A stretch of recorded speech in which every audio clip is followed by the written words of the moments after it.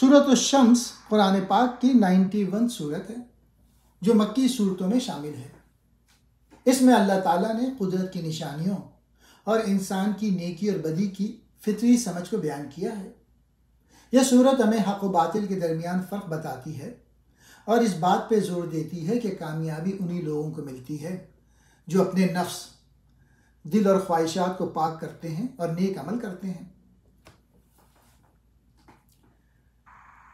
अल्लाह ताला इस सूरत का आगाज़ मुख्तलिफ कुदरती चीज़ों की कसम खाकर करते हैं, जैसे सूरज और उसकी रोशनी, चाँद जो सूरज के पीछे पीछे चलता है, दिन जब वो हर चीज़ को रोशन कर देता है, रात जब वो हर चीज़ को ढाँप लेती है, ज़मीन और आसमान और इंसान का नफ्स, दिल व दिमाग।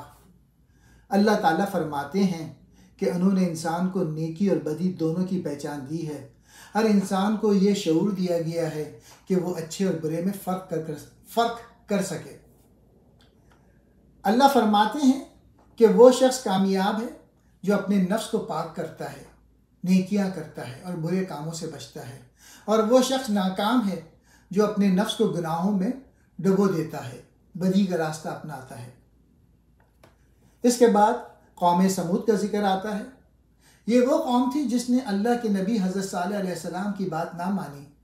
उन्होंने अपने गुरूर और सरकशी में अल्लाह के हुक्म को झुटलाया और ऊँटनी को कत्ल कर दिया जो अल्लाह की निशानी थी। अल्लाह ताला ने उनके इस जुर्म की वजह से उन्हें सख्त अज़ाब में मुब्तला कर दिया।